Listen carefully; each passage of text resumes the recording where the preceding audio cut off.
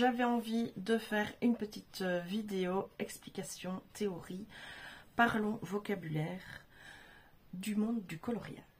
Alors évidemment, j'ai pris des choses qui me semblaient intéressantes pour moi et les difficultés de compréhension que j'ai eues au début du coloriage, mais j'ai probablement pas l'ensemble des questions que vous vous posez, mais j'espère pouvoir vous aider, si vous débutez dans le coloriage, à vous faire comprendre les différentes choses que vous entendez souvent dans des vidéos et peut-être qui ne vous disent rien.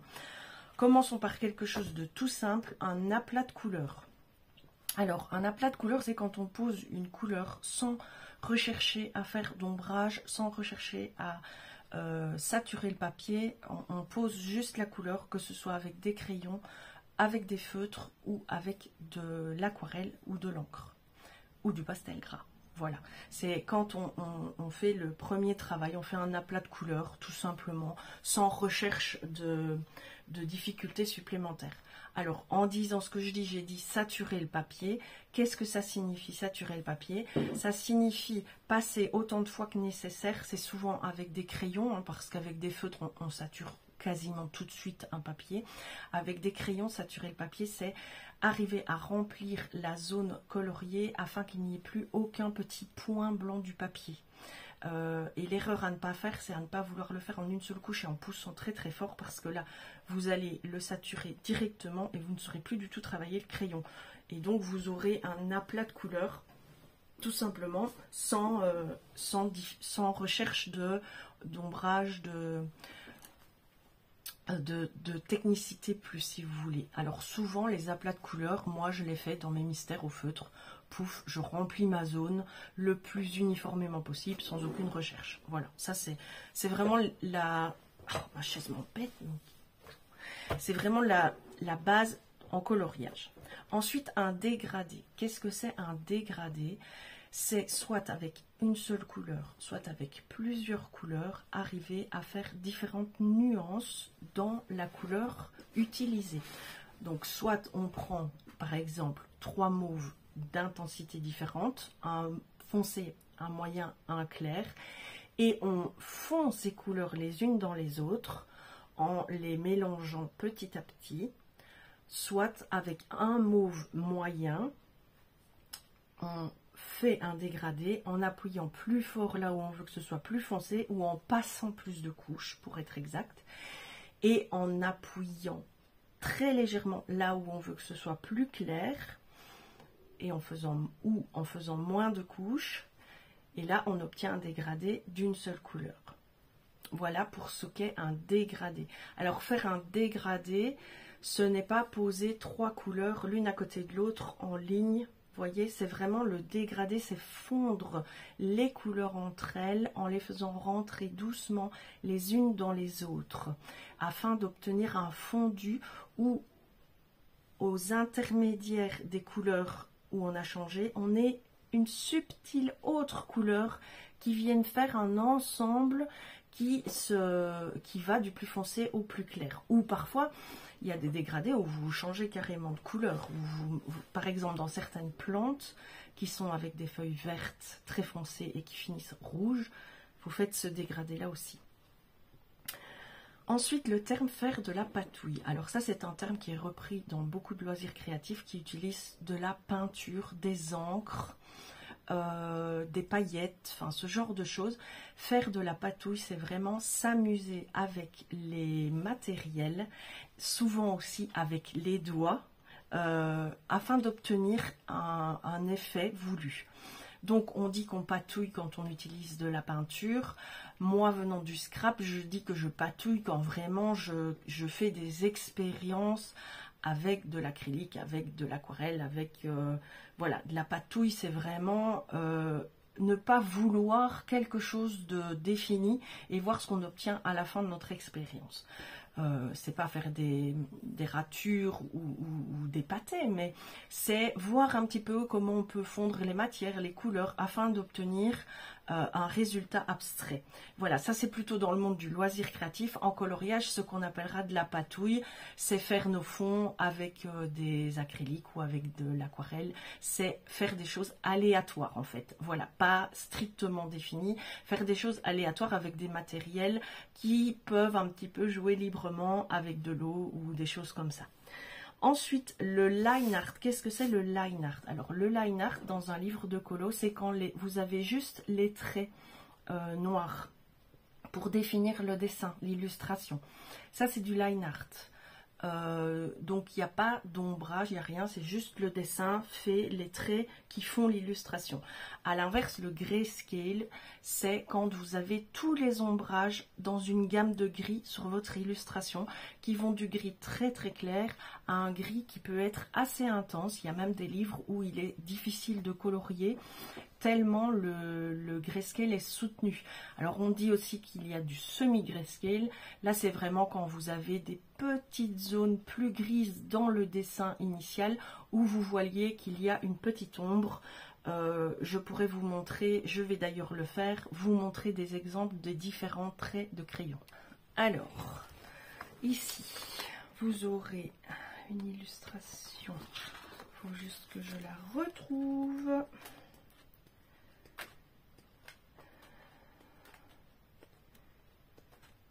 Voilà ce que moi j'appellerais du semi-grayscale. Vous avez des zones gris clair comme ça, parce qu'il y a une différence entre le grayscale et les zones plus hachurées de l'illustration. Mais ici, vous avez des zones un peu plus marquées qui vous donnent un peu comment faire les ombrages de votre effet poil sur l'illustration.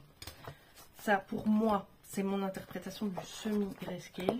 Ici, vous avez donc Christine Caron, elle pratique totalement le grayscale. Voilà, vous avez, et Christine Caron, elle fait ses livres, toujours ces tomes sortent en grayscale comme ceci ou en line art. Donc vous avez la même illustration sans aucun ombrage sur le dessin, avec juste les traits de contour. Et c'est à vous de faire toutes les zones d'ombrage. Et j'en ai un troisième où je ne sais pas si je colorierai un jour dedans, tellement il est intense au niveau du grayscale, c'est celui-ci. Donc ici, les zones d'ombrage sont déjà tellement marquées que il devient compliqué d'exécuter un coloriage pour moi sur ce genre d'illustration, tellement vous le voyez de loin, mais tout est déjà ombré, vous voyez, dans la chemise. Si je la mets là, vous ne le voyez pas vraiment, mais si je vous la rapproche, vous voyez, elle est vraiment... avec ma lumière, ça ne se montre pas, mais elle est toute... Il n'y a pas de blanc dans ces livres-là, tout est déjà dans des gammes, des nuances de gris. Donc c'est assez compliqué de ne fût-ce que cacher ces zones de gris qui sont plus ou moins intenses avec des crayons de couleur, quoi. Mais rien ne dit que j'irai jamais dedans, hein. Ensuite, quand on vous parle d'un livre artbook, alors moi au début j'étais complètement perdue, je croyais que c'était un style de livre. En fait c'est juste qu'il a une couverture en dur et pas une couverture souple, voilà, tout simplement. Un artbook, ça vient de l'anglais, voilà. Ensuite la PAC, alors la PAC c'est la pile à colorier, donc c'est la pile de livres qu'on choisit pour un moment donné, parfois un trimestre, parfois un mois, parfois une semaine, et où on dit je prends ces livres là dans ma bibliothèque et je colorie dedans. Il y a des gens qui sont hyper fidèles à leur PAC et qui font des PAC tout le temps. Moi je suis du genre à en faire parfois, des fois ça me prend, je sors quelques livres où j'ai envie de colorier, c'est très rare que je fasse une PAC, voilà. Ensuite un aiguisoir.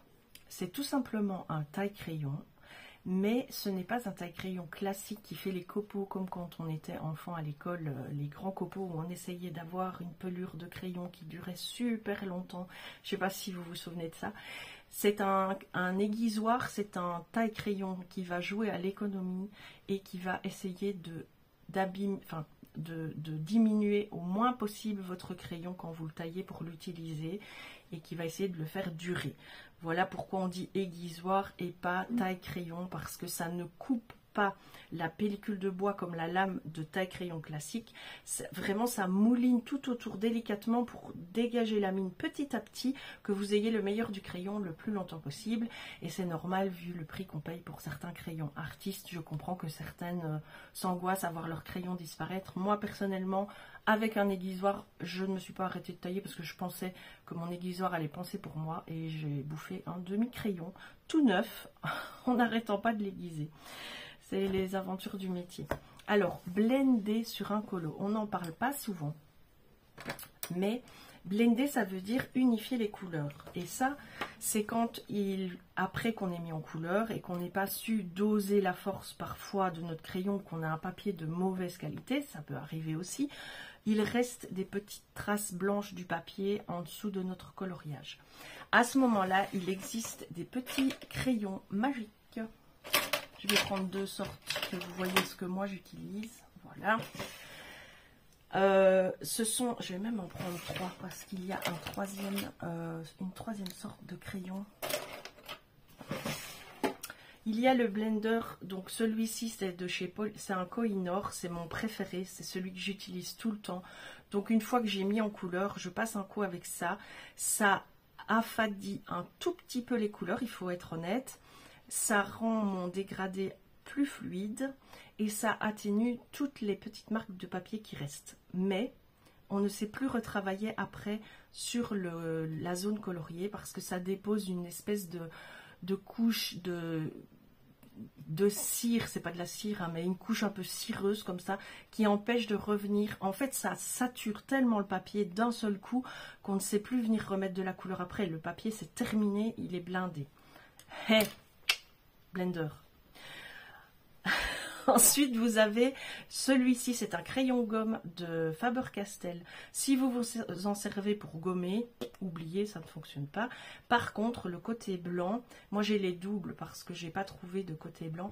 Le côté blanc est également utile pour blender vos couleurs. Si vous avez eu un geste un peu trop vif, si vous trouvez que le dégradé est trop tranché, vous pouvez utiliser ce style de crayon gomme et ça va vraiment niveler, ça va bien fluidifier votre dégradé et évidemment enlever un peu de couleur. Donc celui-ci il est utile quand on a été un peu trop généreux et qu'on veut un petit peu atténuer la tranche du dégradé.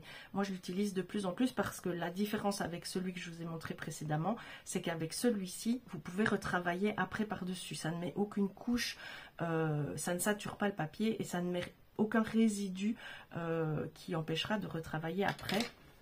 Et alors il existe aussi un burnisher que je n'utilise que très rarement et qui a à peu près les mêmes vertus, mais je pense que au-dessus du burnisher on peut retravailler. Voilà. Ensuite une estompe. Alors une estompe, ce sont ces petits sticks de papier pointus des deux côtés. Ça a un peu le même office que le crayon gomme de Faber-Castell. Ça va vous permettre d'aplatir le grain du papier qui éventuellement n'a pas été repris avec votre couleur sur du papier de moins bonne qualité. Ça va vous permettre d'unifier votre dégradé de couleur, de coloriage avec les crayons de couleur évidemment. Tout ça s'explique avec les crayons de couleur. Et ça va vous permettre de pouvoir retravailler après si vous estimez que vous devez retravailler votre mise en couleur. Et donc estomper, c'est éclaircir, on va dire, un peu les couleurs, estomper. Vous voyez, c'est un petit peu... Alors, en coloriage, quand on dit « j'ai détouré mon coloriage », en scrap, détourer, ça veut dire découper, en fait. En coloriage, détourer, ça veut dire repasser les lignes du colo avec un stylo gel, avec un marqueur acrylique, avec quelque chose comme ça, afin d'effacer les lignes noires et de fluidifier un petit peu les couleurs de votre colo. Souvent on le fait pour détourer, on détourne les visages pour ne pas avoir les traits noirs du visage et que le tout fasse l'ensemble portrait en fait. Il y a des gens qui détourent absolument toutes leurs lignes dans tout leur colo et qui passent un temps fou à faire ça. Personnellement moi je trouve pas ma voix, je trouve que j'enlaidis mes colos quand je fais ça et que j'ai pas la main assez sûre, j'ai pas les feutres assez fins, je ne me sens pas à l'aise avec cette technique donc je ne le fais pas très souvent. Quand vraiment il faut que ça soit blanc pour que un effet vert par exemple. S'il est très reste noir, ce ne sera pas le même effet. Un effet neige, là je le fais aussi, mais je cherche encore vraiment ma voix pour que ça soit beau et que ça soit vraiment fluide, fondu. Parce que souvent, enfin, j'utilise pas tout à fait la même couleur que mes crayons de couleur, bah, le rendu ne me plaît pas en fait. Mais c'est tout à fait personnel à moi, parce que les gens qui détourent, je trouve déjà qu'elles ont une patience de folie. Et au plus moi j'avance dans le colo, au plus je me rends compte que c'est pas le talent que j'ai pas, c'est pas les techniques que j'ai pas, c'est pas le matériel que j'ai pas, c'est la patience. Ça, c'est un truc que je n'ai pas, la patience, le couche par couche dont je vais vous parler juste après. J'ai essayé, mais à un moment, ma main, vous savez, je m'applique à faire bien couche par couche sans appuyer sur son crayon. Et puis c'est comme un enfant qui, à force, s'énerve à vouloir le faire plus vite et tout à coup, j'y vais quoi. C'est bon, j'ai assez fait de couche par couche, je veux terminer cette zone et j'appuie trop fort sur mon crayon pour finir. Oui, je suis une névrose et vous ne l'aviez pas encore compris. Si. Mais je vis très bien avec ça, il n'y a pas de souci. En fait, pourquoi je dis en fait, il n'y a aucune raison. Je suis en train de penser à plein de choses qui sont comme le couche par couche, c'est-à-dire les balles anti-stress chez vous. Je ne sais pas ce que ça fait chez vous, les trucs anti-stress comme ça. Moi,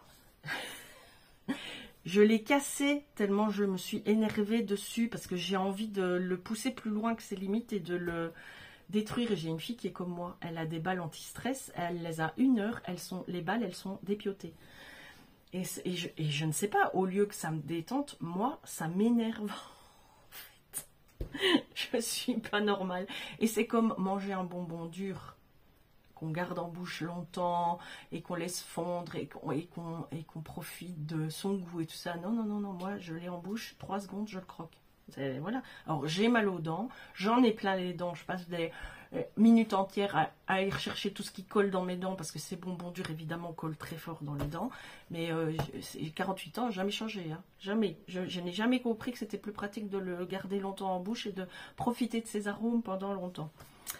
Voilà comment on en est à parler de gourmandise alors que je vous parle de coloriage. Ensuite, le mot whip, ou quand vous voyez dans les vidéos whip.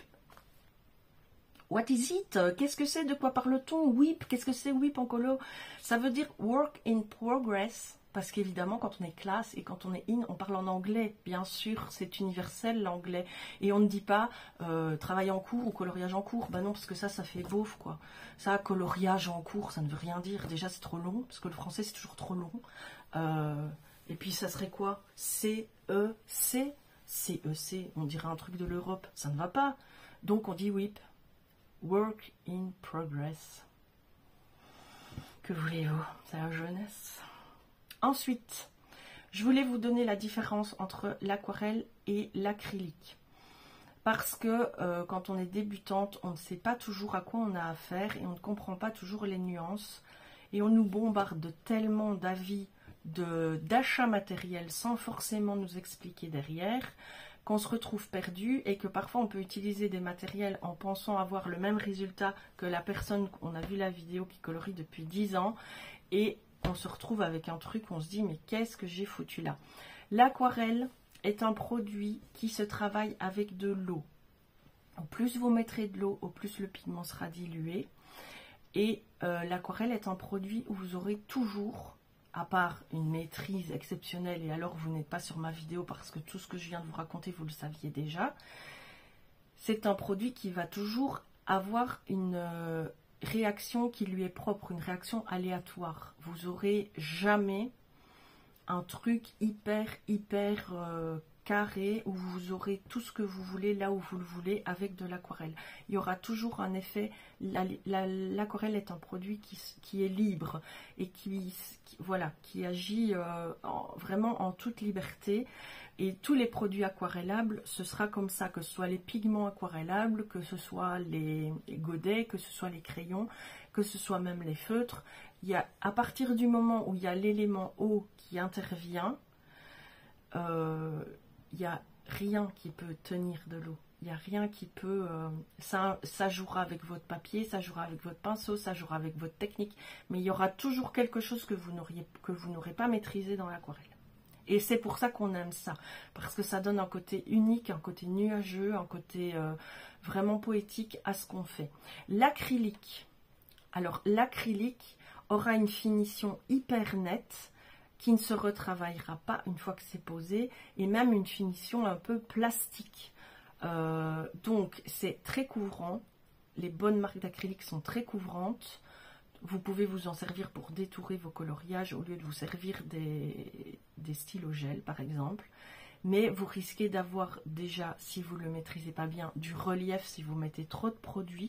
Quand on est débutante, on a tendance à ne pas bien maîtriser l'acrylique, à faire des ornières avec le pinceau sur les bords et tout ça, parce que c'est un produit qui n'est pas si simple d'utilisation. Ça peut laisser des traces et une fois que c'est sec, c'est sec. On ne le retravaillera pas parce que ça donnera une couche de plastique. Et donc, sur de l'acrylique, vous ne pourrez pas retravailler après. Une fois que c'est posé, c'est posé. Sur de l'aquarelle, vous pouvez remettre par après soit d'autres produits aquarellables. Il faut faire vraiment confiance à son papier. Vous pouvez travailler au crayon, vous pouvez travailler au feutre, vous pouvez travailler au pastel gras. Tout ça au-dessus de l'aquarelle, ça fonctionne. Au-dessus de l'acrylique, c'est la dernière étape. Si vous mettez de l'acrylique, si après vous pouvez poser des paillettes, vous pouvez poser de la colle, du mood podge, ce genre de choses. Et encore, il faut vraiment voir l'adhérence, parce que je vous dis, ça laisse une fine couche de plastique, quoi. Quand c'est sec, une fois que c'est sec. Donc c'est ça la différence principale entre l'aquarelle et l'acrylique. L'aquarelle aura un rendu très couvrant, l'acrylique, pardon, aura un rendu très couvrant. Donc si vous voulez coloriser un dessin à l'acrylique, s'il y a des petits détails de lignes de line art en dessous, faites attention, vous ne les verrez plus après. C'est vraiment très couvrant l'acrylique. Voilà les deux principes, la principale différence à mon sens entre les deux produits. L'un n'est pas plus facile d'utilisation que l'autre. L'un comme l'autre demande de l'entraînement, des essais, trouver les bons pinceaux, trouver les bons produits, trouver votre bonne manière de l'utiliser. Mais vous n'allez pas être une pro de l'aquarelle ou de l'acrylique parce que vous avez envie de l'utiliser. Il faut vraiment vous entraîner et apprendre à connaître les produits que vous allez utiliser, que ce soit l'un ou l'autre. Ensuite, il y a tout ce qui est encre. Alors, les encres, vous avez évidemment les encres premier prix de chez Action qui sont très peu couvrantes et qui sont du coup assez faciles à utiliser parce que vous ne pouvez pas faire de pâté. Elles sont tellement peu couvrantes que vous pouvez y aller en couche par couche jusqu'à obtenir la densité de couleur que vous voulez sur vos fonds. Et ça, je trouve que pour quelqu'un qui débute en colo, c'est super rassurant. Et vous avez d'autres pâtes d'encre qui sont très populaires dans le monde du coloriage et dans le monde du scrap, c'est les Distress. Alors déjà, il y a deux sortes de Distress. Il y a les Distress Ink et les Distress Oxide. Elles sont toutes les deux aquarellables, mais la Ink aura un fini plus vif, plus net.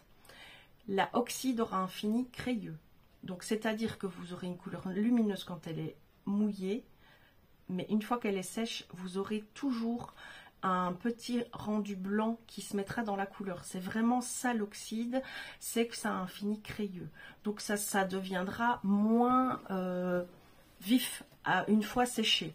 Ce sont deux marques d'encre, enfin c'est une seule marque d'encre, mais je veux dire ces pâtes d'encre là, à la différence des encres Action, sont hyper pigmentées. Donc il faut y aller vraiment, vraiment avec parcimonie quand vous voulez faire des fonds sur vos colos, parce que vous pouvez très vite, avec les couleurs les plus vives, faire une énorme tache qui sera difficile à estomper. Donc on y va par parcimonie avec ces encres-là, et on peut les aquareller. Donc vous les posez à côté sur un petit bout de plastique, sur une planche, sur n'importe quoi, vous mettez de l'eau, ça devient de l'aquarelle. Mais attention, de nouveau, la Ink aura un fini normal, je vais dire. La Oxyde aura un fini plus crayeux. Donc, il y aura toujours ce petit voile blanc qui va se mettre dans le séchage de l'encre, pour que vous sachiez les différences. Alors, je vous parle de ces encres-là parce que c'est les seules que j'utilise et que je connais. Vous voyez derrière moi, j'ai des encres, ça n'a rien à voir en colo. Ce sont des encres qui ne se travaillent pas du tout à l'eau. Ce sont des encres qu'on utilise pour ancrer sur de l'acrylique. C'est les encres archivales. Donc celles-là, parce que les oxydes et les inks sur de l'acrylique ne sèchent jamais. justement à cause de ce fini plastique, que celle-ci, sur de l'encre ou de l'acrylique, elle sèche. Donc il y a les Stason et les Archival qui n'ont pas la même composition et qui sont faites pour être utilisées sur de l'acrylique, au contraire des Distress. Vous en avez plein d'autres, hein, des marques d'encre, mais je vous dis, je me suis vraiment arrêtée à celle-là.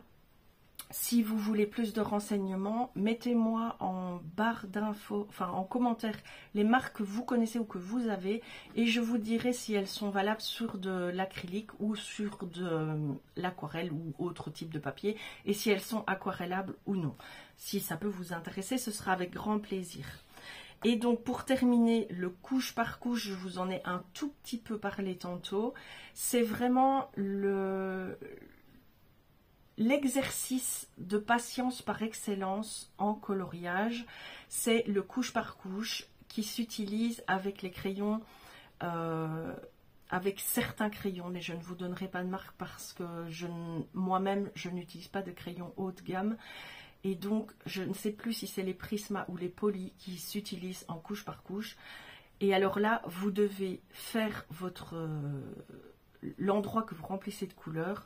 Vous passez une première couche avec le premier crayon, puis vous mettez le deuxième crayon, puis le troisième, autant que vous voulez pour votre dégradé, et vous recommencez. Mais pas une fois, deux fois, trois fois, parfois c'est 4 fois, 5 fois, sans jamais appuyer sur le crayon pour fondre l'ensemble de votre zone coloriée et avoir ce dégradé unifié, complet, intense, où il n'y a plus le moindre grain de papier, où votre coloriage brille tellement vous avez saturé le papier, il n'y a plus la moindre zone blanche, il n'y a plus la moindre trace de crayon. Mais ça prend un temps de fou et personnellement j'essaye, je vous assure que j'essaye de faire le couche par couche parce que quand je vois des colos faits en couche par couche comme ça avec cette patience de revenir, il y a des youtubeuses que j'admire pour ça, des colorieuses qui font ça, qui mettent parfois une semaine à faire un coloriage, une à qui je pense en particulier c'est Miss Pondy. Quand je vois la patience et la maîtrise qu'elle a quand elle fait un colo, je suis complètement ébahie, quoi. Et ces colos sont toujours magnifiques. Évidemment, quand on travaille aussi intensément sur un coloriage, quand on y met autant de temps et de patience, ça ne peut être que magnifique à la fin. Ça, on en est certain. Mais moi, je n'y arrive pas. J'ai besoin de... Je ne sais pas, à un moment donné, il y a quelque chose qui disjoncte et je dois finir... plus vite, ça doit aller plus vite. Donc tant pis, j'arrive quand même à faire des choses qui me plaisent, hein, c'est pas ça. Et puis peut-être qu'un jour je vais arriver à cette maîtrise. En fait, peut-être que ce sera ça qui me fera plaisir, en fait. Voilà, c'est cette recherche de jusqu'au boutisme-là me fera peut-être plaisir un jour et j'irai le rechercher. Mais pour l'instant, je n'ai pas cette patience. Ma patience ne va pas jusque-là. Je me souviens d'une youtubeuse, c'est une Canadienne. Ça fait longtemps que je n'ai plus vu, c'est Clanadia, je crois, Clanadia, qui coloriait un portrait. Sa vidéo, c'était une vidéo blabla qui a duré une bonne heure, mais on avait l'impression qu'elle n'avait pas avancé sur son colo, et elle savait très précisément ce qu'elle faisait, et au final, hein, je vous assure, l'illustration, on aurait dit une photo, on n'aurait pas dit un colo, tellement c'était... exécuté avec maîtrise et avec brio, quoi. C'est impressionnant de voir ce degré d'excellence en coloriage. Je le dis parce que c'est la vérité. Voilà qui clôture cette vidéo vocabulaire de coloriage. Si vous avez des questions sur des mots, des expressions, des termes dont je n'aurais pas parlé dans cette vidéo, n'hésitez surtout pas à m'en faire part en commentaire. Je ferai de mon mieux pour essayer de vous l'expliquer. Moi-même, au début, j'ai beaucoup pataugé quand j'ai commencé le coloriage parce que ça paraissait clair aux yeux de tout le monde et moi, j'y comprenais rien du tout. Donc, à force de recherche, à force d'écouter les gens, à force de trouver des bonnes âmes qui vous expliquent les choses convenablement, j'ai pu avancer et on me dit toujours... Je trouve qu'il est important de partager ce qu'on sait au plus grand nombre afin que le plus grand nombre puisse à son tour paisiblement comprendre les choses et pouvoir avancer à son niveau. Voilà, je vous laisse ici pour cette vidéo vocabulaire du coloriage. J'espère que cette vidéo vous aura plu. Je vous dis à très bientôt dans une nouvelle vidéo et je vous dis surtout jusque-là, faites ce que vous avez envie de faire et faites-le avec plaisir. Je vous en prie.